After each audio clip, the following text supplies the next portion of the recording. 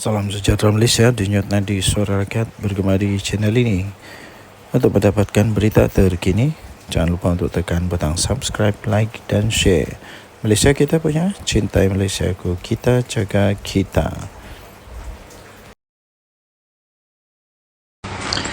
Salam sejahtera Malaysia, denyut nadi suara rakyat bergema di channel ini. Berita terkini yang menggemparkan.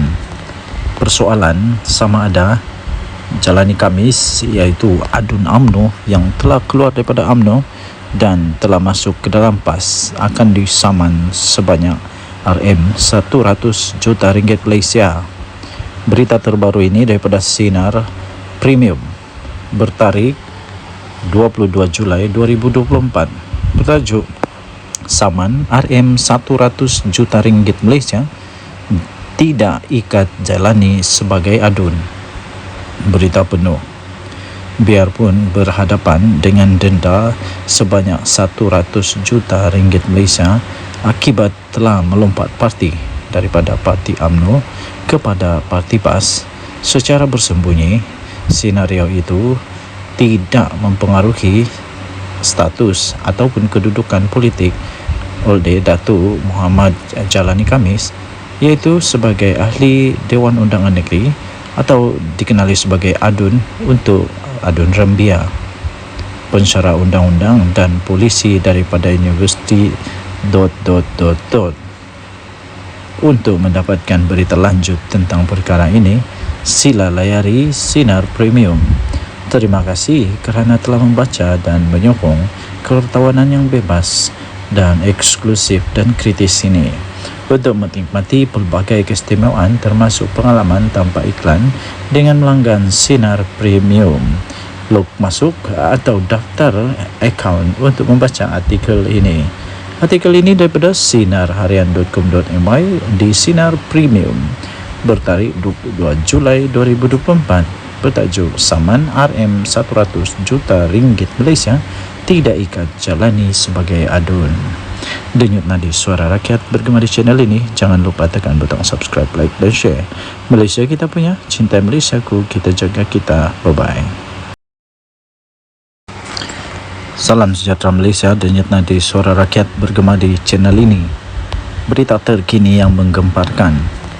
Persoalan sama ada jalani Khamis, iaitu adun UMNO yang telah keluar daripada UMNO dan telah masuk ke dalam PAS akan disaman sebanyak RM100 juta ringgit Malaysia.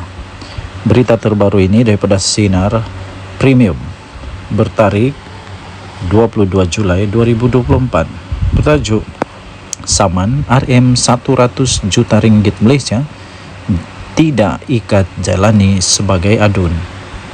Berita penuh. Biarpun berhadapan dengan denda sebanyak 100 juta ringgit Malaysia akibat telah melompat parti daripada parti UMNO kepada parti PAS secara bersembunyi, senario itu tidak mempengaruhi status ataupun kedudukan politik oleh Datuk Muhammad Jalani Khamis, iaitu sebagai ahli Dewan Undangan Negeri atau dikenali sebagai adun untuk adun Rembia, pensyarah undang-undang dan polisi daripada Universiti ... Untuk mendapatkan berita lanjut tentang perkara ini, sila layari Sinar Premium. Terima kasih kerana telah membaca dan menyokong kewartawanan yang bebas dan eksklusif dan kritis ini.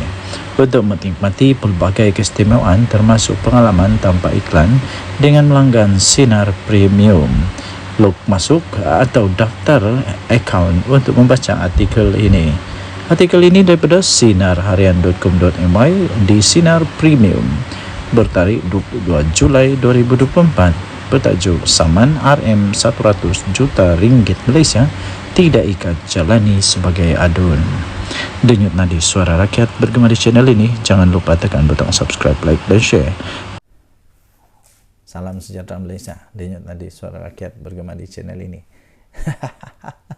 Aduh, Ibu Hidin angkat sumpah jadi Perdana Menteri. Di mana tu dia angkat sumpah? Okey, soalan saya yang pertama, di mana dia angkat sumpah? mungkin di Istana Kayangan, bukan di Malaysia toh, mungkin di negara Kayangan ataupun di negara pasir berdengung, di negara yang tak ada orang, mungkin di planet Pluto. Ada komen baru-baru ini yang saya baca lucu juga, dia kata dia angkat sumpah di tandas Istana Budaya. Di Istana Budaya. Betul, ramai betul orang suka tengok video yang bertajuk Muhyiddin angkat sumpah petang ini. Jadi tak apalah kalau kamu suka sangat dengan tu punya tajuk dan topik. Sekarang saya akan cakap topik, dan berulang-ulang saya akan cakap Muhyiddin jadi Perdana Menteri. Muhyiddin jadi Perdana Menteri walaupun dia tak cukup kerusi.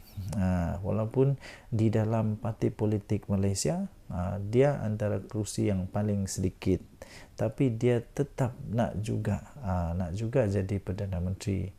PAS pula belum tentu untuk mahu dia jadi Perdana Menteri, kerana PAS pun seperti yang kita tahu juga sudah pernah mengutarakan bahawa mereka pun ada calon Perdana Menteri sebenarnya.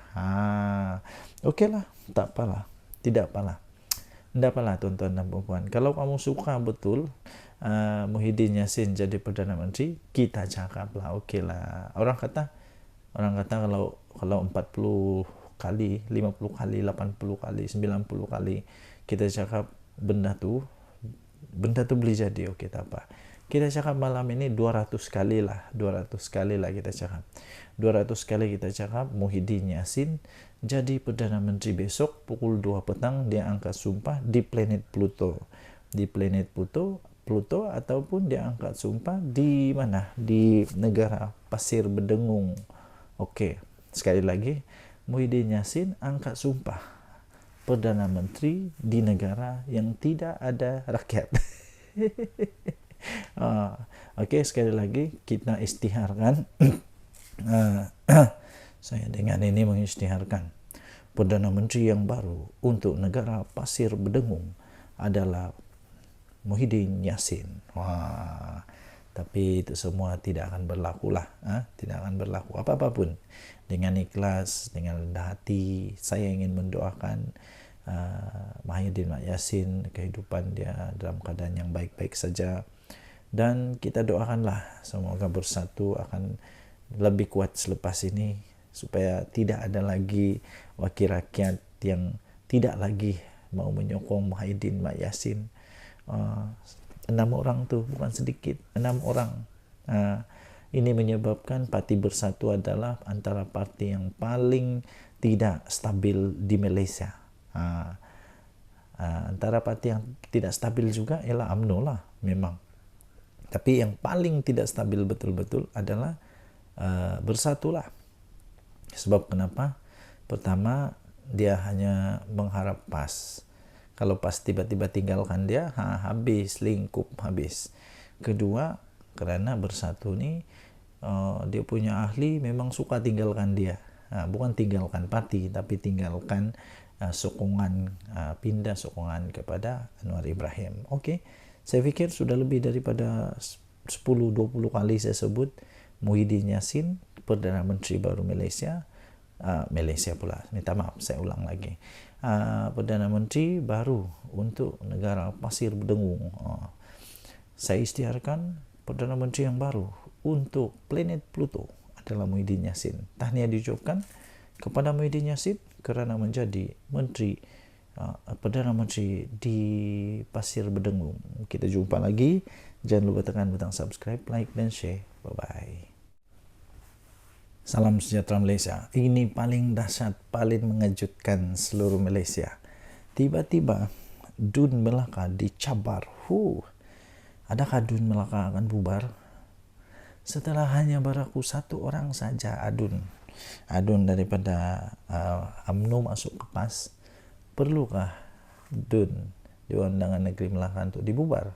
Kalau ini terjadi memang luar biasa, dan akan ada pilihan raya besar berlaku di negeri Melaka.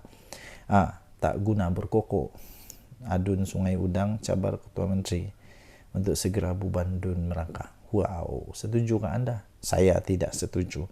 Takkanlah hanya seorang saja yang perlu dibubar.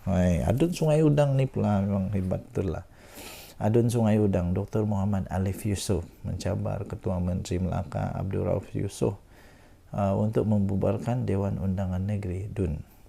Mengulas kenyataan Abdul Rauf bahawa UMNO Melaka akan merampas semula kerusi Sungai Udang pada pilihan raya umum PRU yang akan datang, Muhammad Alif menggesa dia supaya segera membubarkan DUN dan mengadakan pilihan raya. Saya cabar YB Tanjung Bidara ini bubar DUN sekarang dan kita lawan. Bubar DUN Negeri Melaka dan kita lawan dalam pilihan raya, dia kata. Tak guna untuk berkokok begini, katanya kepada Malaysia kini. Sabar dulu. Sabar dulu. DUN Sungai Udang, sabar dulu. Jangan sampai kamu riak takabur. Ingat apa yang berlaku kepada UMNO yang terlalu yakin las-las kalah teruk. Jangan sampai nanti kalah teruk mau simpan di mana itu muka. Jadi terdahulu Abdul Rauf yang juga pengerusi perhubungan UMNO Melaka menyatakan kesungguhan parti itu untuk mendapatkan semula kerusi Sungai Udang pada pilihan raya akan datang. Dia menyorot kejayaan sebelum ini di 3 lagi kawasan di Dewan Parlimen Tangga Batu, yaitu Kelebang, Paya Rumput dan Pantai Kundor, walaupun tewas di Sungai Udang. Muhammad Alif memenangi kerusi Sungai Udang dengan kelebihan hanya 530 undi saja menentang calon BN Muhammad Ali Muhammad. Aku ingatkan Dr. Muhammad Alif ni. Aku ingatkan Dr. Muhammad Alif ni banyaklah sangat dia punya majoriti. Rupanya majoriti dia 530 je pun. Tak kuat mana pun. Nak takabur pun tak payahlah lebih-lebih. Takkanlah satu saja pun sudah perlu untuk bubar. Kalau begitu susahlah. Mengulas lanjut, Muhammad Alif menyifatkan Abdul Rauf tidak faham realiti di Sungai Udang. Dia berkata ia boleh menjejaskan prospek UMNO. Bukan saja di Sungai Udang tetapi juga di 3 kerusi lain. Apakah Tanjung Bidara ini tidak mempunyai perisik-perisik di kalangan rakyat, dia kata. Sentimen-sentimen di kalangan rakyat ini, apakah YB Tanjung Bidara ini tak baca dengan teliti, katanya. Bukan, kata Sungai Udang. Silap-silap 3 kerusi yang dipegang itu yang terlingkup termasuk Sungai Udang, katanya. Pada masa ini, BN memegang bilangan kerusi DUN terbesar di Melaka dengan 21 kerusi, diikuti oleh Pakatan Harapan dengan 5 kerusi dan PN dengan 2 kerusi. Aduh, temberang juga nih dengan 2 kerusi je pun. Tambah 1 baru 3. Ada 20 lagi kerusi UMNO. Wah, suruh konon bubar DUN. Pada pilihan raya negeri, UMNO memenangi 18 daripada 20 kerusi yang dipertandingkan. Selain Sungai Udang, parti itu turut tewas di Bukit Katil kepada Amanah dengan majoriti 1057. At least banyaklah 1000. Bersatu bertanding 15 kursi dan memegang kedua-dua kursi PN, iaitu Sungai Udang dan Bemban. Denyut nadi Suara Rakyat bergema di channel ini. Jangan lupa tekan butang subscribe, like dan share. Malaysia kita punya, cintai Malaysia. Kita jaga kita. Bye-bye. Salam sejahtera Malaysia. Denyut nadi Suara Rakyat bergema di channel ini. Nampaknya Mahyadin Mak Yassin semakin risau, semakin takut kalau dia kalah di mahkamah kena saman fitnah dan sebagainya. Terbaru akhirnya Mahyadin Mak Yassin tampil dan memberikan pengakuan yang cukup hebat, bermakna. Hebat ini. Muhyiddin kata, saya tidak berniat memfitnah sesiapa. Tidak berniat. Orang tidak berniat ini adalah orang yang macam mana, tapi kalau sampai disebut berkali-kali tidak pasti berniat ke tidak. Tan Sri Mahyadin Mak Yassin menafikan telah membuat fitnah terhadap bekas Menteri Keuangan Lim Guan Eng ketika beliau mengeluarkan kenyataan media berhubung isu pembatalan percukaian, pengecualian cukai kepada Yayasan Al-Bukhari. Habis kalau kenyataan media pula tanpa niat, mungkinlah kan. Bekas Perdana Menteri berkata, Bekas Perdana Menteri itu berkata beliau hanyalah menjelaskan mengenai rakaman percakapan tambahannya yang diambil oleh Suruhanjaya Pencegahan Rasuah Malaysia pada 9 Mac tahun lalu membabitkan siasatan Jana Wibawa dan yayasan berkenaan. Sekarang dari risau. Terlajak perahu boleh diundur. Terlajak kata padan muka. Ahli Parlimen Paguh itu berkata, beliau hanyalah menjelaskan kedudukan dan apa yang berlaku pada dirinya, serta tidak mempunyai sebarang niat jahat. Malah kenyataan itu bukan ditujukan kepada Lim Guan Eng, habis ditujukan kepada siapa pula? Aduh, Muhyiddin berkata beliau menerima surat rayuan daripada Yayasan Al-Bukhari yang menyatakan bahawa pengecualian cukai tidak diiktiraf oleh lembaga hasil dalam negeri walaupun dibenarkan sebelum ini. Dia tahu rupanya. Muhyiddin berkata semua keputusan yang diambil oleh LHDN itu adalah di bawah tanggungjawab Kementerian Kewangan dan Menteri Kewangan ketika Kerajaan Pakatan Harapan. Dia kata begitulah, tapi lain pula yang berlaku di mahkamah. Katanya awam mengetahui beliau dipanggil oleh SPRM untuk diambil keterangan, dan selepas beredar dari bangunan agensi terbabit, beliau bertemu dengan ramai penyokong dan pemberita. Jadi katanya saya ketika itu sebenarnya ingin menjelaskan bahawa Yayasan Al-Bukhari sudah diberi kelulusan pengecualian cukai oleh kerajaan BN sebelum ini. Tapi saya menerima rayuan yang menyatakan LHDN membuat keputusan untuk tidak mengiktiraf pengecualian cukai itu, dia kata. Jadi saya berpikir tiada keperluan untuk Yayasan Al-Bukhari membuat rayuan kepada saya. Ketika PN menjadi kerajaan, sekiranya pengecualian cukai masih diiktiraf oleh LHDN. Semakin pening kepala aku. Bagi anda yang memang champion, memang pandai untuk mentafsir kata-kata pening gini nih, anda boleh tinggalkan komen. Jadi saya pun makin pening. Sebenarnya saya pening juga dengan cerita nih. Jadi ini tentu berlaku ketika Pakatan Harapan. Dia kata ini lagi satu assumption. Jadi saya tidak menuduh atau memfitnah katanya. Saya cuma merujuk ketika di mana kerajaan ketika itu dan Pakatan Harapan dan hakikatnya plaintiff Menteri Kewangan. Dia kata nanti kita tengoklah mahkamah nanti cakap macam mana. Muhyiddin berkata demikian melalui pernyataan saksi dalam kes saman difailkan Lim Guan Eng terhadapnya yang didakwa mengeluarkan 3 kenyataan fitnah.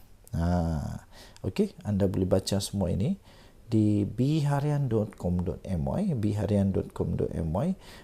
Julai tahun 2024. 16 Julai 2024, saya tidak berniat fitnah sesiapa, kata Muhyiddin Yassin. Bye-bye. Salam sejahtera Malaysia. Denyut nadi suara rakyat bergema di channel ini. Kali ini betul-betul kantoi habislah Muhyiddin Yassin ini. Kali ini betul-betul dia kantoi betul kali ini. Dia cuba untuk kasih orang lain yang seolah-olah buat kesalahan, tapi rupa-rupanya dia kantoi. Ini di mana disebut di mahkamah lagi ya, tuan-tuan dan puan-puan. Ini memang memalukan. Pengecualian cukai Yayasan Al-Bukhari sebenarnya dibatalkan ketika Muhyiddin jadi Perdana Menteri. Ketika Muhyiddin jadi Perdana Menteri, rupa-rupanya Mahkamah Tinggi di sini pada hari ini diberitahu bahwa sebenarnya isu untuk pembatalan pengecualian cukai kepada Yayasan Al-Bukhari yang dibuat semasa Tan Sri Mahyadin Mat Yassin memegang jawatan Perdana Menteri. Peguam Guok Ngek Siong yang mewakili bekas Menteri Kewangan iaitu Lim Guan Eng berkata merujuk kepada surat yang ditandatangani oleh pengerusi Yayasan Al-Bukhari iaitu Tan Sri Syed Mokhtar Al-Bukhari pada 5 Februari tahun 2021. Perkataan baru-baru ini dalam surat tersebut membawa maksud perkara pembatalan atau pembatalan status pengecualian cukai itu berlaku baru-baru ini. Sebelum defendant iaitu Muhyiddin Mat Yassin menyiarkan 3 kenyataan yang berunsur fitnah. Defendant tahu mengenai kandungan sebenar surat itu dikeluarkan Tan Sri Syed Mukhtar bertarikh 5 Februari 2021. Guok berkata demikian dalam pernyataan pembukaan pada hari pertama. Perbicaraan kes saman difailkan Lim terhadap Mahyadin Mat Yassin berhubung pembatalan pengecualian cukai ke atas Yayasan Al-Bukhari. Beliau berkata surat daripada Syed Mukhtar itu tidak langsung menyatakan bahawa plaintiff iaitu Lim Guan Eng atau Kerajaan Pakatan Harapan yang jatuh pada penghujung Februari tahun 2020 sebagai orang yang bertanggungjawab dengan pembatalan tersebut. Dalam mana-mana keadaan, tiada satu bukti atau dokumen pun yang boleh membuktikan plaintiff yang menyebabkan pengecualian cukai diberikan kepada Yayasan Al-Bukhari itu dibatalkan. Malah Perdana Menteri sendiri, Datuk Seri Anwar Ibrahim, ketika membuat kenyataan itu pada tahun 21 Mac tahun 2023 di Parlimen yang membongkar dan mendedahkan kenyataan fitnah defendant yang palsu. Anwar menjelaskan kepada Parlimen bahawa plaintiff tidak pernah membatalkan status pengecualian cukai yang diberikan kepada Yayasan Al-Bukhari, kata Peguam itu. Sementara itu, Guok berkata keterangan yang akan diberikan di mahkamah dengan jelas akan menunjukkan bahawa pembelaan difailkan defendant semuanya penuh dengan pembohongan, tidak berasas, tidak disokong, dan pembelaan oleh Muhyiddin adalah pembelaan palsu. Oleh kerana defendant tahu atau sepatutnya mengetahui kandungan surat yang dikeluarkan oleh Tan Sri Syed Mukhtar dengan kepada defendant, satu-satunya penjelasan mengapa defendant terus mengeluarkan kenyataan fitnah secara terang-terangan dengan menyerang plaintiff adalah demi survival politik defendant. Ini penting bagi defendant kerana defendant ketika itu berhadapan kemungkinan akan didakwa di mahkamah.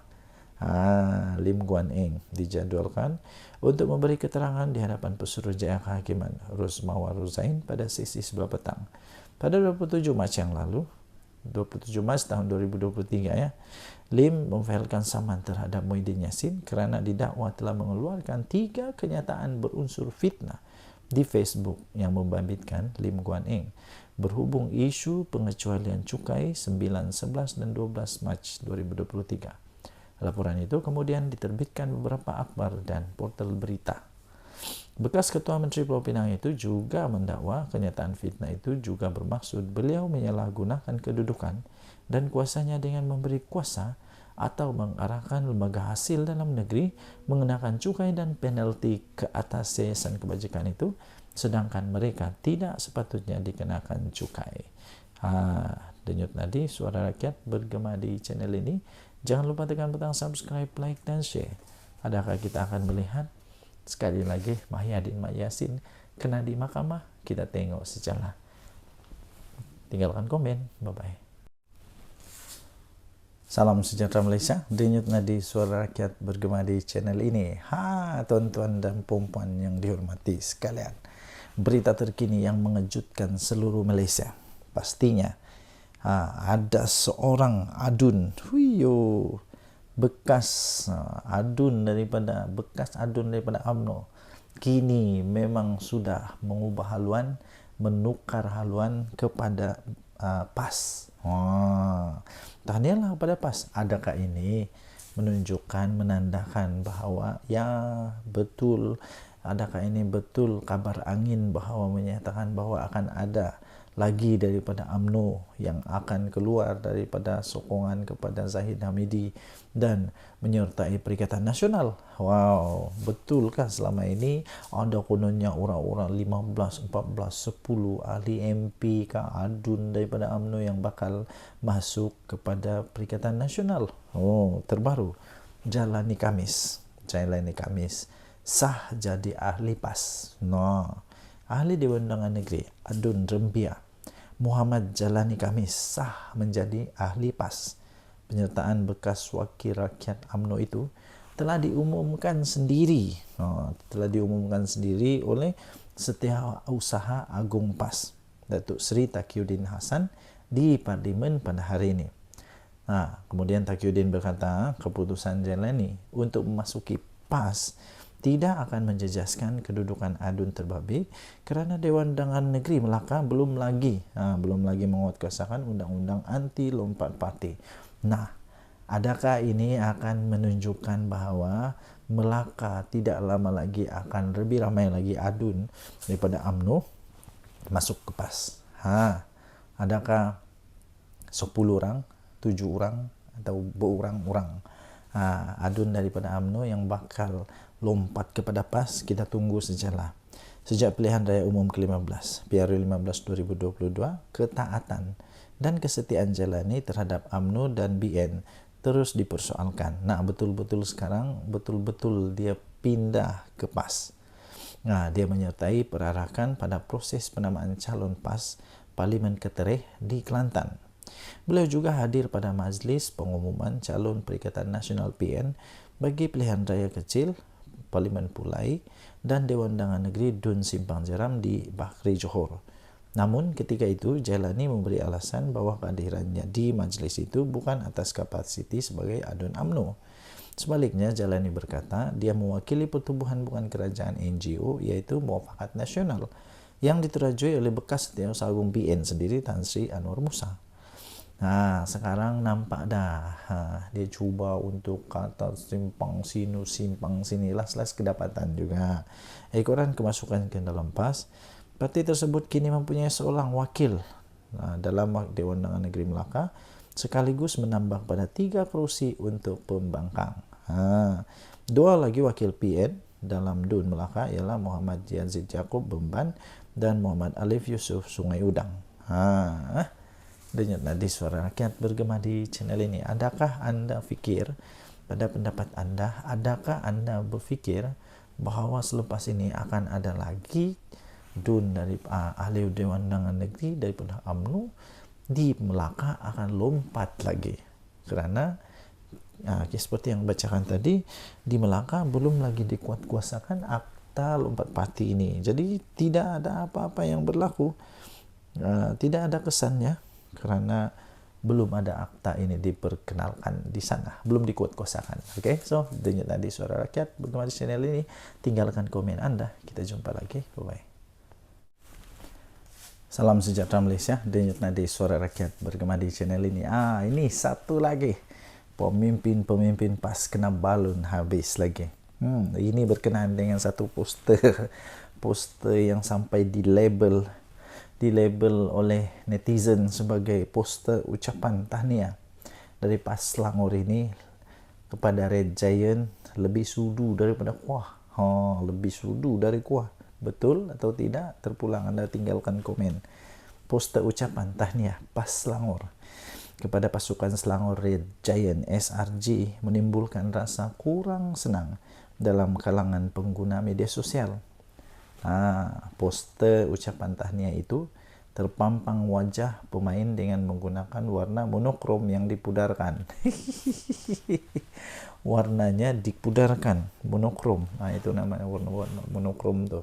Tapi lihat gambar pemimpin PAS tu, bukan main lagi, diwarnakan dengan warna jelas tu. Sepatutnya yang kena highlight ialah pemain-pemainnya, pemenang-pemenangnya. Bukan yang di highlight itu pemimpin PAS. Mungkin itu poster ucapan tahniah itu terpampang wajah pemain yang dengan menggunakan warna monokrom dan dipudarkan. Sepatutnya itu yang ditonjolkan. Manakala 3 wajah 3 pemimpin PAS negeri yang dilabel lebih sudu daripada kuah itu diletakkan di bahagian bawah dengan warna paling jelas dan terang. Apa benda aja nih? Aduh. Jadi suara kurang senang itu kemudian dia diluahkan oleh segelintir penyokong SRG yang berpendapat wajah pemenang yang sepatutnya perlu lebih menonjol. Betul. Dan bukan dipudarkan.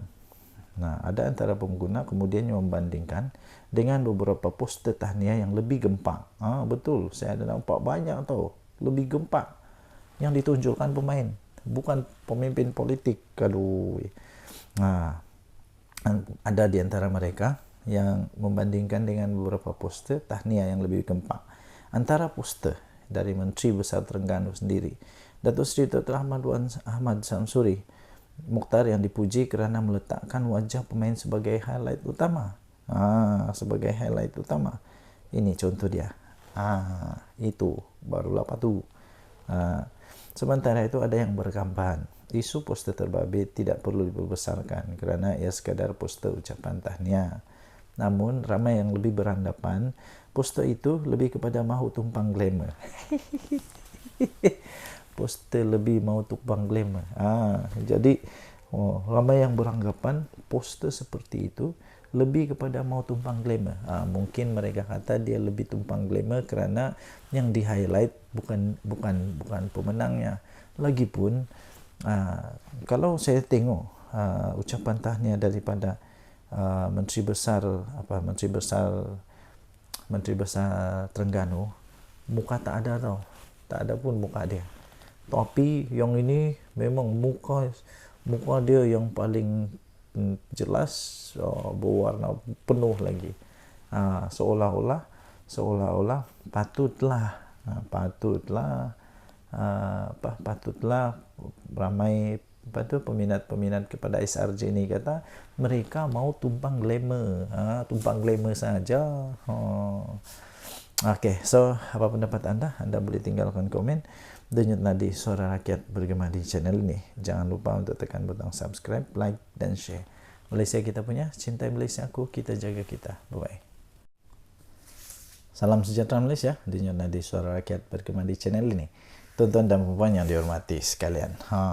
Kita tahu sekarang ni ada satulah gerakan disebut sebagai gelombang selamatkan Malaysia. Pertama sekali saya fikir juga, apa sebenarnya yang mau diselamatkan oleh mereka ini? Diselamatkan daripada apa? Dan siapa yang perlu diselamatkan? Siapa yang perlu diselamatkan? Rakyat okey saja. Rakyat okey saja. Tapi yang perlu diselamatkan siapa?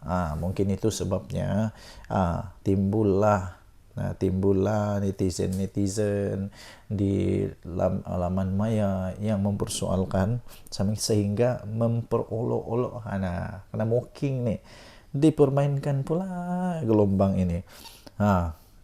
Sampai yang syoknya ni ada dia punya dia punya poster dia bilang gelombang selamatkan anak menantu. Gelombang selamatkan Malaysia diadakan malam kemarin oleh pembangkang tidak mendapat sambutan memberansangkan dari orang luar. Hantaran Facebook berupa poster yang diwar-warkan oleh Ketua Pemuda PN Ahmad Fadli Syari mengenai program itu hanya mengundang kecaman pengguna media sosial. Mereka mengumpamakan program itu sebagai gelombang selamatkan anak menantu. Aduh, siapalah yang terasa pedas nih. Program gelombang selamatkan anak menantu. Ia rentetan daripada kes menantu kepada beberapa pemimpin tertinggi Perikatan Nasional yang terpalit dengan kontroversi penyelewengan. Beberapa foto program yang berlangsung di sebuah dewan beredar di media sosial. Penyokong mengatakan program itu full house, dihadiri orang ramai sehingga memenuhi dewan. Namun melihat jumlah kehadiran yang dikatakan sekitar 200 orang sahaja, ramainya 200 orang, netizen mengatakan ia seperti perjumpaan ahli-ahli PAS saja. Ahli-ahli PAS saja, mana yang lainnya?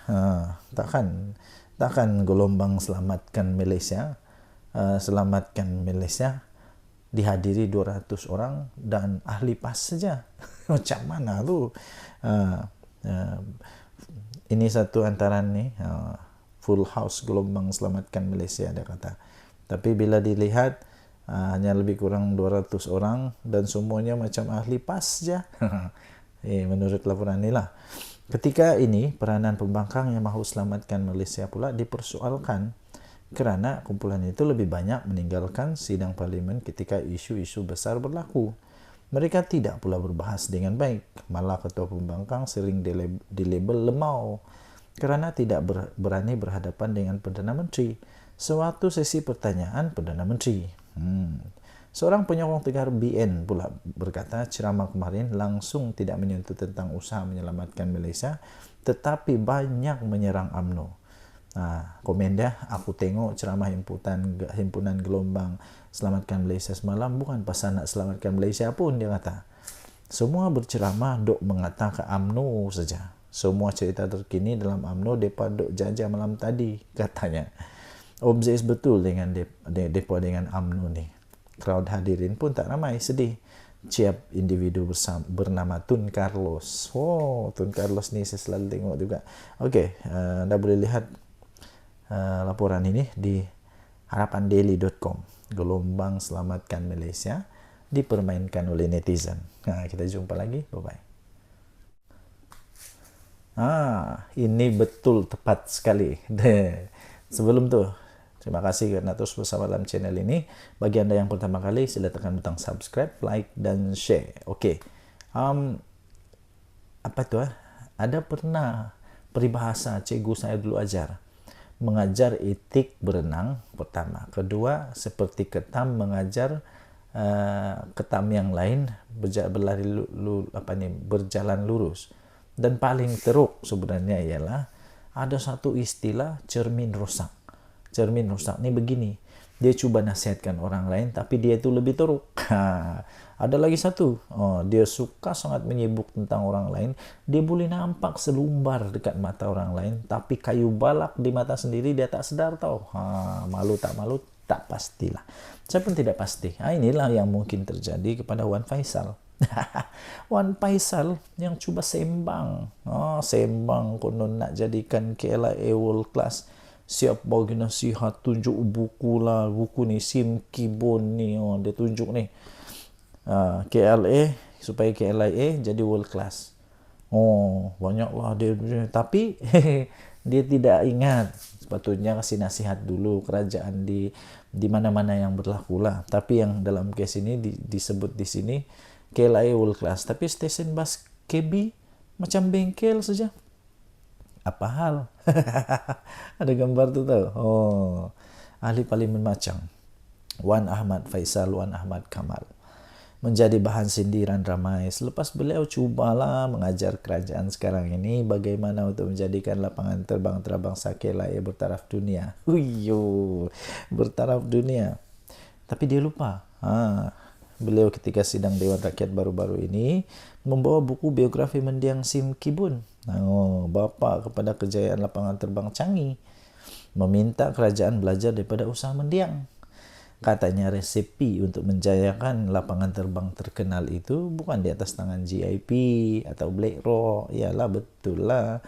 Tapi menggunakan pengalaman dan kepakaran sendiri. Saranan itu ibarat menyerang diri sendiri pula. Malu. Apabila ramai terus mempersoalkan apalah yang sudah dia lakukan untuk membangun stesen bas di Kota Baru. Tempat sendiri. Terminal bas sementara itu sehingga kini masih digunakan walaupun kekurangan berbagai kemudahan menyebabkan lokasi tersebut dianggap antara lokasi pengangkutan awam yang ketinggalan zaman.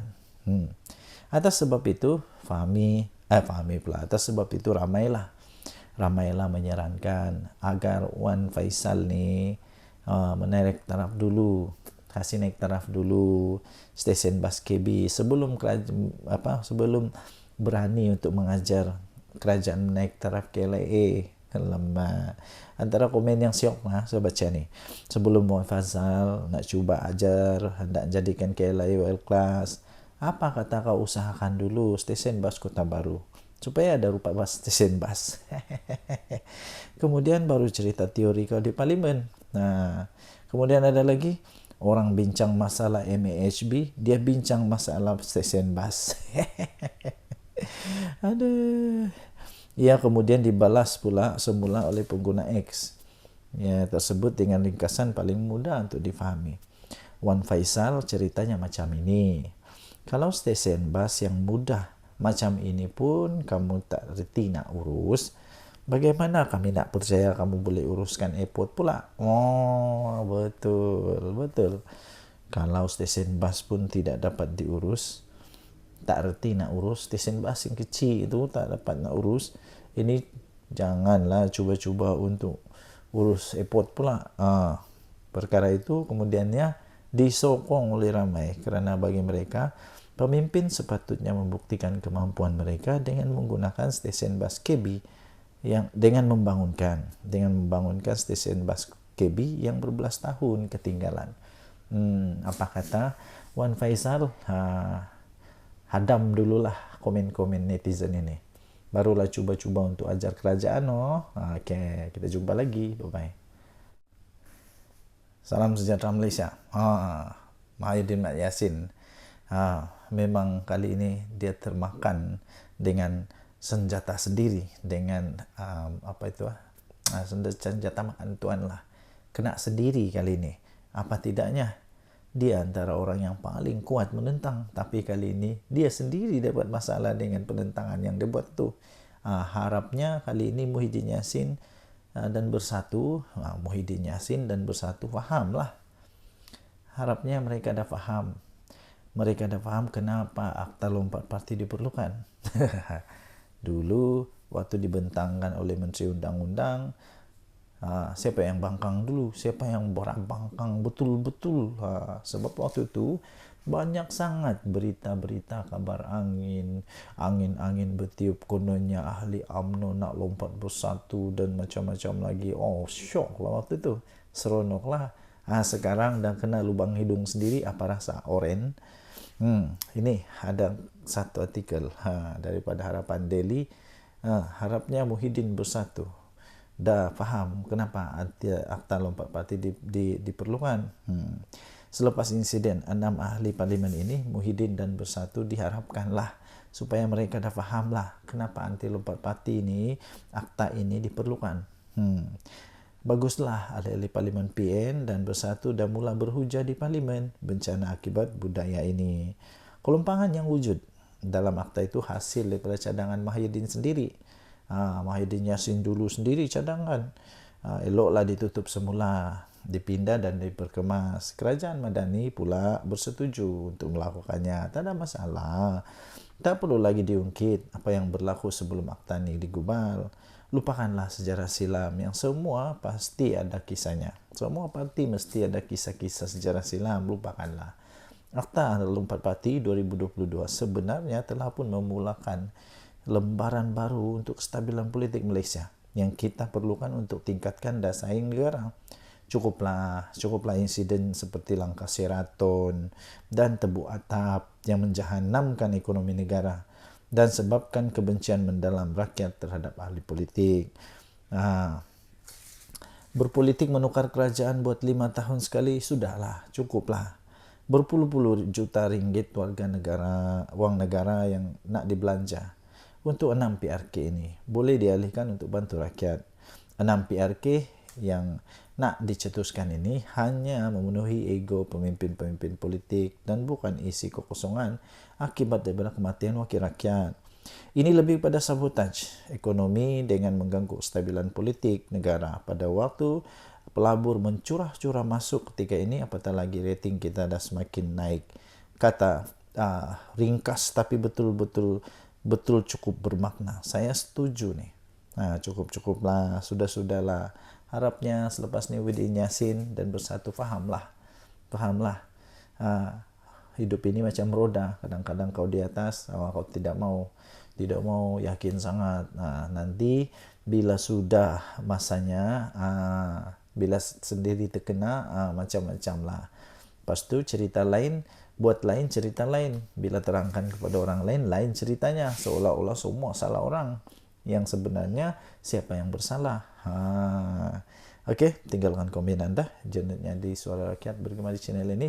Jangan lupa untuk tekan butang subscribe, like dan share. Malaysia kita punya, cinta Malaysia ku, kita jaga kita. Mari kita jaga sama-sama negara kita supaya aman, damai, harmoni dan terus diberkati oleh Tuhan. Kita jumpa lagi. Bye-bye. Salam sejahtera Malaysia. Denyut nadi Suara Rakyat Bergema di channel ini. Nampaknya video-video saya yang saya beri tajuk Mahathir atau Mahathir pula, Muhyiddin, minta maaf, yang saya beri tajuk Muhyiddin naik jadi Perdana Menteri, Datuk Seri Anwar Ibrahim tumbang, itu paling banyak mendapat tontonan. Dan nampaknya, rupanya, daripada itu saya dapati memang ramai sangat yang mau tengok Muhyiddin Yassin jadi Perdana Menteri sekali lagi. Saya pun hairan. Kenapa sebenarnya ada orang mau Perdana Menteri sekali lagi Datuk Seri Tan Sri Muhyiddin Yassin? Pada pendapat saya, bukan tidak boleh dia jadi Perdana Menteri sekali lagi, boleh saja. Tapi persoalannya ialah kenapa perlu dia lagi? Bukankah ada lebih ramai yang lebih bagus dan sebagainya? Dan yang paling tepat ialah dia tidak akan jadi Perdana Menteri lah. Dia tidak akan jadi Perdana Menteri untuk kali kedua dalam masa yang singkat-singkat ini, tidak. Kerana tren sekarang, saya lihat Tan Sri Muhyiddin Yassin tidak akan mendapat sokongan untuk jadi Perdana Menteri bagi Perikatan Nasional. Lagipun seperti yang kita tahu, PAS pun pernah sudah menyatakan bahawa mereka pun ada calon Perdana Menteri pada pilihan raya yang lalu, iaitu calon mereka tidak lain tidak bukan Menteri Besar Terengganu. Dan itu sendiri pun dipersetujui atau diperakui oleh Tan Sri Muhyiddin Yassin. Dia juga memperakui bahawa Dr. Sam itu, iaitu Menteri Besar Terengganu itu, memang mempunyai kualiti, memang mempunyai kelayakan untuk jadi Perdana Menteri. Habis kalau sudah begitu, mahukah PAS membiarkan begitu saja jawatan Perdana Menteri jatuh kepada Bersatu yang tak kuat mana sekarang ini, yang ramai orang kata Bersatu sekarang ini hanya berharap kepada kekuatan daripada PAS. Yang ramai orang kata Bersatu ni hanya melukut di tepi gantang, hanya mengharapkan kekuatan daripada PAS. Kalau ada pilihan raya pun, kemenangan-kemenangan daripada Bersatu itu pun hanya kerana ihsan, bantuan, kerjasama dengan PAS. Cuba kalau tidak ada PAS, boleh menangkah Bersatu? Dan lagi, saya fikir Tan Sri Muhyiddin Yassin sepatutnya memberikan peluang lah kepada yang lain. Walaupun dia secara tradisinya memanglah semua yang menjadi presiden atau bukan presiden, pengerusi kepada satu gabungan parti politik itu, Perikatan Nasional, contohnya ialah Muhyiddin Yassin. Secara tradisi, pengerusi itulah yang jadi calon Perdana Menteri. Tapi persoalannya, mahukah lagi PAS Muhyiddin Yassin jadi Perdana Menteri, yang menyebabkan PAS hanya sekejap saja berada dalam kerajaan. Sekejap saja dalam kerajaan, lepas itu tumbang. Tumbang kerana nampaknya Muhyiddin Yassin didakwa telah pun gagal menjalankan tanggungjawabnya sebagai Perdana Menteri. Mahukah kita Perdana Menteri kita sekali lagi yang tidak pun pandai bercakap secara live, yang mahu dirakam dulu, takut untuk live, takut untuk jawab wartawan, mahukah begitu? Itu soalan-soalan yang kita boleh pertanyakan. Apapun sebenarnya, kalau memang Muhyiddin Yassin jadi Perdana Menteri sekali lagi, itu bagus, tidak ada masalah. Yang penting pastikan kali ini kerajaan yang betul-betul nanti ni betul-betul yang bagus lah. Tidak ada lagi sakau menyakau sampai anak menantu yang lari ke luar negara tidak berani balik Malaysia. Jangan ada macam itu lagi. Berhentikanlah perkara-perkara begitu. Okey, Denyut Nadi Suara Rakyat bergema di channel ini. Jangan lupa tekan butang subscribe, like dan share. Bye-bye.